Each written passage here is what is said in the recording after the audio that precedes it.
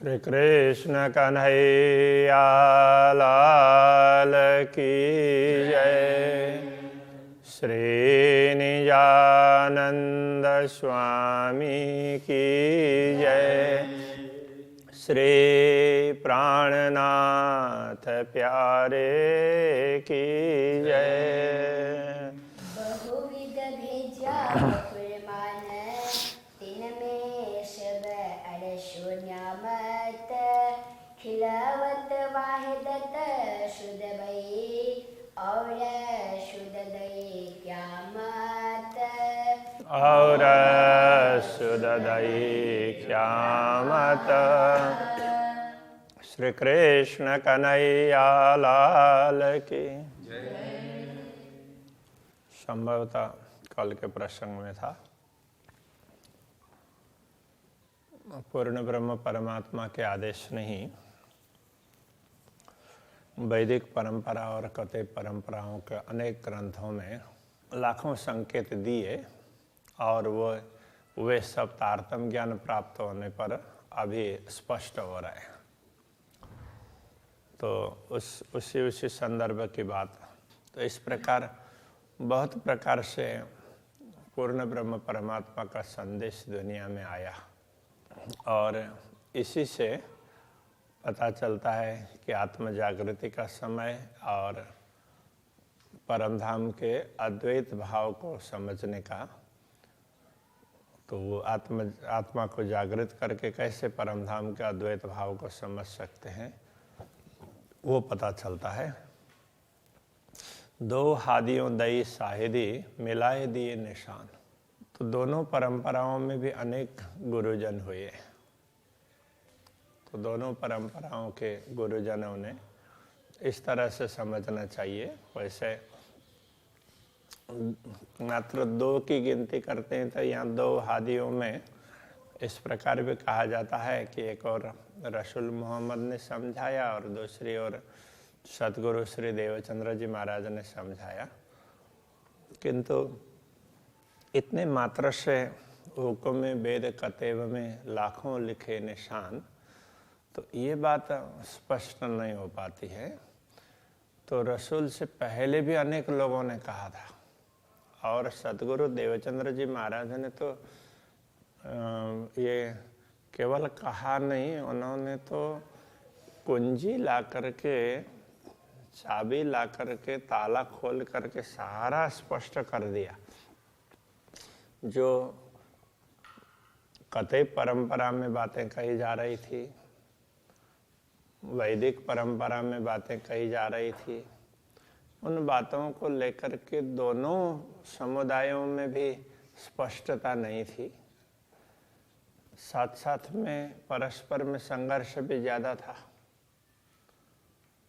तो वो स्पष्टता करना बहुत आवश्यक था। तो सतगुरु श्री देवचंद्र जी महाराज ने ये स्पष्टता कर दी है।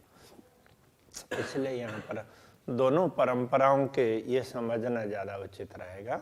दो हादियों दई साहेदी साक्षियां दी मिलाए दिए निशान, और सारे निशान सब स्पष्ट कर दिए, सारे संकेत इतना सब समझा दिया तारतम्य ज्ञान के माध्यम से। तो भी लज्जत न पाई रूहों ने। तो ब्रह्मात्माओं के लिए कह रहे इतना होने पर भी तुम्हें उनका जिस प्रकार से स्वाद लेना चाहिए था तो वो तुम ले नहीं रहे हो। हाय हाय जो इति भई पहचान, इतनी पहचान होने के बाद में तो तुम्हें तो अक्षरातीत धामधनी के सानिध्य का स्वाद तुरंत लेना चाहिए। हौज जोए की साहेदी, ताल की, यमुना जी की, उसकी भी साक्षी दी। और जिमी बाग जानवर, और जिमी बाग जानवर, तो परम धाम की भूमि, बगीचे, पशु पक्षी वगैरह दई जुदी जुदी दो साहेदी। तो दोनों परंपराओं में अलग अलग तरीके से उनकी साक्षी समझाई गई है। और सतगुरु श्री देवचंद्र जी महाराज ने ये सारी बातें स्पष्ट कर दी। और आज दोनों परंपराओं की बातें तुलनात्मक रूप से भी समझाई जा रही है। तो भी दिल गला नहीं पत्थर, तुम्हारा दिल पत्थर की भांति बन करके ऐसा कठोर रहा कि अभी तक पिघला नहीं।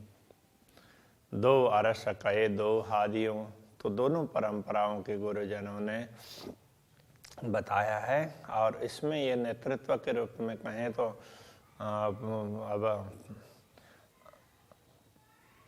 कथे परंपरा में तो फिर रसूल को, और वैदिक परंपरा में सतगुरु श्री देवचंद्र जी महाराज की बात कर सकते हैं। तो वैसे सतगुरु श्री देवचंद्र जी महाराज ने तो सारे शास्त्र ही पूर्ण ब्रह्म परमात्मा की बातें स्पष्ट करने के लिए हैं, और उनकी वो तुम लोगों को साक्षी दे करके इसमें से तुम जागृत होकर के परम धाम का अनुभव करो। तो सारे शास्त्र तुम्हें पूर्ण ब्रह्म परमात्मा की साक्षी दे रहे हैं। तो उन्होंने तो दोनों प्रकार की सारी बातें समझाई है, इसलिए उनको केवल एक वस्तु में जोड़ना शायद सीमित उसमें रखेंगे। इसलिए दोनों परंपराओं के जो भी गुरुजन हुए हैं उस प्रकार की बात कर सकते हैं। कई अरसों की मोहलाता उन्होंने धाम की, परम धाम की महल मंदिर उन सब की चर्चा भी की है। कई अमरद और किशोर, कथे परंपरा में अमरद सूरत ऐसा कहा गया, और वैदिक परंपरा में किशोर स्वरूप, चिदादित्यम किशोरांगम, अभी तो बहुत पहले का श्लोक है। तो ऐसे किशोर स्वरूप की, युवा स्वरूप की, किशोर स्वरूप की बातें वेदों में भी युवा स्वरूप की बात आती है। तो इन सारी बातों को स्पष्टता की है। इस अरस सूरत का जाता, ये परमधाम के स्वरूप है और अखंड स्वरूप है। तो ऐसे अक्षरातीत धामधनी ने तो क्या किया, भेजिया बेशक दारू हयाती। तो वो हयात होने का मतलब सदैव जीवित होने का अनुभव करने वाले दवा भिजवाई ज्ञान की, तारतम ज्ञान की। तुम पे मेरे हाथ हबीब, तो मेरे वो हबीब तो परमात्मा के लिए कहा है, प्रियतम परमात्मा ने मेरे साथ ये भेजा है। इस प्रकार सतगुरु श्री देवचंद्र जी महाराज ने कहा। देखो, कथे परंपरा में अमृत सूरत की बात कही जाती है, और वैदिक परंपरा में किशोर स्वरूप की बात कही जाती है। हे ब्रह्मात्माओं, तो तुम अखंड परमधाम के ही हो, पूर्ण ब्रह्म परमात्मा के ही अंश हो। तो तुम्हें ये अनुभव करवाने के लिए पूर्ण ब्रह्म परमात्मा ने मेरे हाथ में ये चाबी बेच दी है। इस प्रकार से सतगुरु ने समझाया। ऐसा करके प्रहलाद जी कह रहे हैं किए 14 तबक मुर्दे जीवते, तुमको ऐसे किए तबीब, तुमको ऐसे वैद्य बना दिया। तबीब का अर्थ वैद्य, कि जिसमें 14 लोक, इस 14 लोक में कहने का तात्पर्य सारी सृष्टि, केवल 14 लोक की बात नहीं कर रहे हैं। ये पूरी सृष्टि ही एक प्रकार से परमात्मा के विषय में तो अचेत थी, पता ही नहीं था, तो मुर्दे की तरह से उनको जीवित कर दिया। कहने का तात्पर्य उनको समझा दिया कि पूर्ण ब्रह्म परमात्मा ऐसे है, तो वो मुर्दे को जीवित करना। तो तुमको ऐसे वैद्य बना दिया कि तुम्हारे कारण तो ये मरे हुए लोग भी जीवित हो जाएंगे। तो मुर्दे का जीवित होना कोई उसकी उस प्रकार की बात नहीं है। अचेत पड़े हुए ब्रह्म विषय में, परमात्मा के विषय में बिल्कुल भी ख्याल नहीं हो, ऐसे लोगों को पूर्ण ब्रह्म परमात्मा का स्वरूप समझा करके, उनकी लीलाएं, उन धाम सब समझा करके उनको सचेत कर दिया। इसको ही मुर्दे को जीवित करना कहा। न थी हिम्मत आप उठे कि सो तुम उठाए 14 तबक। इस दुनिया के लोगों को स्वयं ही जागृत होकर के पूर्ण ब्रह्म परमात्मा का अनुभव करने की हिम्मत नहीं थी, उनको पता ही नहीं था। इसलिए तो तुमने सबको उठा करके सचेत कर दिया और पूर्ण ब्रह्म परमात्मा का ख्याल करवाया। ऐसा किया बैठ ना सुत में, तुम्हें इनमें रही न सका। तुमने तो स्वयं को हम दुनिया में है नश्वर जगत में समझ करके भी इतना बड़ा काम किया, तुमसे इतना बड़ा काम करवाया है, इसमें कोई संदेह नहीं है। ऐसे बेशक होए कि तुम्हें अजून अरस लज्जत, इतना सब होने पर भी ऐसा ज्ञान तुम्हें दिया, तुम्हारे माध्यम से दूसरों को जागृति आ रही है, तो तुम फिर भी अनुभव नहीं कर रहे हो, अभी तक तुम्हें स्वाद नहीं लग रहा है। इता मताले दिल में हाय हाय तुम्हें दर्दा भी न आवता। इतनी संपत्ति तुम्हें मिली तो ये समझने के बाद में तो तुम्हारे हृदय में पीड़ा होनी चाहिए कि पूर्ण ब्रह्म परमात्मा ने कितनी कृपा की हम पर, वो अहोभाव होना चाहिए। तो वो कुछ ख्याल नहीं आ रहा है। हाय हाय ये देखिया बल जुल्मत का, ये भ्रम का, जुल्मत कहने से माया भ्रम अथवा जो भी ये बताओ, तो उसका ये उसमें ये ताकत है, ये जो भी उसका माया का समझो, मोह का समझो, मोह में इतनी बड़ी शक्ति है कि दिल ऐसा किया सखत, तुम्हारे दिल को इतना कठोर बना दिया, ना तो एक शाख मिलावते अरस अरवा तब ही उड़ता। अन्यथा एक छोटी सी भी साक्षी मिल जाती है ना, तो परमधाम की आत्मा तो अरे ऐसी बात है, तो ये समझ करके तुरंत ही उसको जागृत होना होता है। अब यहाँ तो पूरी परंपराओं के लाखों निशानियाँ बता दी, सब कुछ समझा दिया, और फिर भी तुम्हें पता नहीं चल रहा है। शाबाश तुम्हारी अरवाह को, शाबाश हेड़े सखत, तुम्हारे आत्मा को भी बहुत बहुत साधुवाद, और तुम्हारे हृदय की कठोरता को भी साधुवाद। शाबाश तुम्हारी बेशकी, तुम्हें तारतम्य ज्ञान मिला, ये तो संदेह निवारण करने वाला ज्ञान है, तो इसकी इतना मिलने पर भी तुम्हें संदेह हो रहा है, तो तुम्हारे ज्ञान को भी वो साधुवाद देते हैं। शाबाश तुम्हारे निश्वत, तुम्हारा संबंध तो अक्षरातीत से शाश्वत है, अभी तुम्हें कुछ पता नहीं है, तो उसको लेकर के भी तुम्हें साधुवाद देते हैं। धन धन तुम्हारे ईमान, धन धन तुम्हारे शहूर, तुम्हारा ईमान और तुम्हारे शहूर समझ, तो ये भी धन्य है भाई, तुम्हें कुछ पता नहीं चल रहा है। धन धन तुम्हारी अकलें, भले जागे कर जहूर, तो तुम्हारी बुद्धि भी धन्य है। यहाँ धन्य है कहने का तात्पर्य वो प्रशंसा के अर्थ में नहीं है, ये इसको संस्कृत साहित्य में काकू ऐसा कहा व्यंगात्मक रूप से कि तुम्हारा प्रेम, तुम्हारी समझ, तो बस ये तो वो बहुत बहुत है, इस प्रकार से कह रहे हैं, तो तुम्हें कुछ पता ही नहीं चल रहा है। भले जागे कर जहूर, तारतम्य ज्ञान से जागृत करके प्रकाशित करना चाहिए था, सब कुछ समझाना चाहिए था, और तुम तो कहाँ किस तरह से पड़े हुए हो।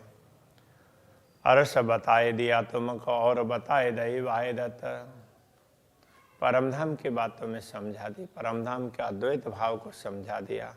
सहूर इल्म कुंजी सबदई, तुम्हें समझ भी दी, सहूर का अर्थ समझ, और इल्म ज्ञान, और वो ज्ञान कैसी, वो कुंजी की तरह से, चाबी की तरह से, वो सब तुम्हें दे दिया। बैठा है माए खिलवत, तो परमधाम में बैठे हुए अनुभव करवाया तुम्हें, इतना सब कुछ दिखा दिया, फिर भी एता मता जिन दिया तेना आप देखावत केती बेरा, जब इतनी बड़ी संपत्ति तुम्हें दिया फिर भी तुम्हें पता नहीं चल रहा है, तो वो स्वयं को दिखाने में कितना समय लगाएंगे, तो अपने भी तो दर्शन करवाएंगे ना, तो तुम थोड़ा सा दर्शन करने की लालसा तो रखो। पर तुम्हें राखत दो के दरमियान, न तो क्यों रहे मोह अंधेरा, तो तुम्हें तो दोनों के बीच में रखा, तो बिल्कुल मोह में कंप्लीटली मोहग्रस्त भी नहीं किया, थोड़ा ख्याल करवाया, और कंप्लीटली जागृत भी नहीं किया। तो इस तरह से तुम दोनों के बीच में रह करके कभी तो थोड़ा सा जागृत हो रहे हैं, ऐसा लगता है, और कभी फिर माया मोह में सोए हुए हैं। तो ऐसे थोड़े से जागृत, थोड़े से तो सोए हुए, इस तरह की परिस्थिति में ला करके तुम्हें तुम्हारी अपनी क्षमता दिखाई है। ना तो क्यों रहे मोह अंधेरा, यदि तुम जागृत हो जाओ तो ये मोह अंधेरा क्यों रहेगा, अन्यथा ये तो मिट ही जाएगा ना। तो तुम्हें दोनों के बीच में लटका रखा है। बड़ाई तुम्हारी बकामिनी निपटत ही निहायत, परमधाम की तुम्हारी महिमा इतनी ज्यादा समझा दी, तुम्हें खुदा कर पूजसी ऐसी और न काहू सिपत। और दुनिया के लोग जब मुक्ति स्थल में पहुंचेंगे तो तुम्हें अपने इष्ट समझ करके तुम्हारी पूजा करेंगे। इतनी तुम्हारी महिमा बता दी, ऐसी महिमा किसी की नहीं है। ऐसी हुई ना होशी कबों जो तुमको दई साहेबी, जो तुम्हें प्रभुत्व दिया है तो ऐसी घटना ना कभी हुई है और ना कभी होने वाली है। ए सुधा अजो तुम्हें ना परी, सुधा आगू तुम्हें होएगी। ये सब अभी तुम्हें समझ में नहीं आ रही है। जब परमधाम में जागृत हो जाएंगे तब पता चलेगा कि अरे हम तो कहाँ कहाँ माया मोह में ऐसे फंस गए। तुम खेल में आए वास्ते करे काय मंजी में आसवाना, तुम इस खेल में आए हो इसलिए, इसके लिए तो तुम ये जिमी और आसमान इस खेल के दृश्य को भी अखंड कर दिया। बाकी तो ये माया के खेल को कोई अखंड करते नहीं है। तिन सब के खुदा तुमको किए जिनको अखंड किया, तो उन सब के इष्ट तुम्हें बना दिया। बीच सरवर लाहु तो सुभान, तो जैसे परमधाम के स्वामी हो ना, तो उस तरह से तुम्हें इन बहिष्ठों के मुक्ति स्थलों के स्वामी जैसे बना दिया। सो भी पूजे तुम्हारे अकस को तुम आए असल वतन, तुम परमधाम में जागृत हो जाओगे तो तुम्हारा प्रतिबिंब दुनिया का शरीर है जो तुमने धारण किया था, उसकी वो पूजा करेंगे ऐसे स्वरूप की। तुम्हारे अक्ष का तात्पर्य पर प्रतिबिंब इस तरह से। तीन सब की लज्जत तुम्हें आवश्य, सब तले तुम्हारी इजन। तो जब परमधाम में जागृत हो जाओगे तब तुम्हें इन सब का स्वाद मिलेगा। एक तरफ ये दृश्य देखोगे कि सारे के सारे जीव है दुनिया के, तो वो तुम्हें इतना महत्व दे रहे हैं। दूसरे तरफ तुम ये भी देखोगे कि तुम किस तरह से भोले थे, कुछ भी मत पता नहीं था। तो ये सारा दृश्य तुम्हें जागृत होने पर दिखाई देगा। तो ये बता रहे हैं सब तले तुम्हारे इजन, ये सारे के सारे तो तुम्हारी आज्ञा के अधीन होंगे, ये भी पता चल जाएगा तुमको। ये कह रहे हैं ये सब बातें ले दिल में और दिल को लिखा रस, ये सारी बातें लेकर के तुम्हारे हृदय को भी अक्षरातीत धामधनी ने अपना धाम बना दिए, वो हृदय में बैठे। ये सारा पता चलेगा तुम्हें। विस्त करी तुम कायम ओशिता में, बड़ा तुम्हें जैसा तुम मुक्ति स्थलों को अखंड करोगे तो उसमें तुम्हारी कीर्ति बहुत फैलेगी। तुम दई विस्त बका ब्रह्मांड को तीन में जरा न सका, तुमने पूरे ब्रह्मांड को मुक्ति का सुख दिलाया, तो उसमें कोई संदेह नहीं है कि ये नाबूद से आप से तो भी गुण जरा न देखा हक। तो इस नश्वरता से तो तुम्हें अखंडता का बोध करवाया, तो फिर भी तुम्हें उस समय अक्षरातीत धामधनी के गुण ख्याल नहीं आए। सो तुम्हें याद आवश्य ओ तुम्हें करशी याद, तो अब ये कहते हैं सो तुम्हें याद आवश्य, ये सारी घटनाएं तुम्हें याद आएंगी और वो तुम्हें करशी याद। और ये जो दुनिया की सृष्टि है अखंड होगी तो तुम्हें याद करेंगी। तुम्हें पूजे जिमी बक्कामी ने, तो उस अखंड भूमिका में तो तुम्हें भी तुम्हारी भी पूजा करेंगे। अजो इनका केता लियोगे स्वाद, तो अभी तो इसका ये दुनिया का स्वाद कितना लेना है। और श्री कृष्ण कन्हैया लाल की।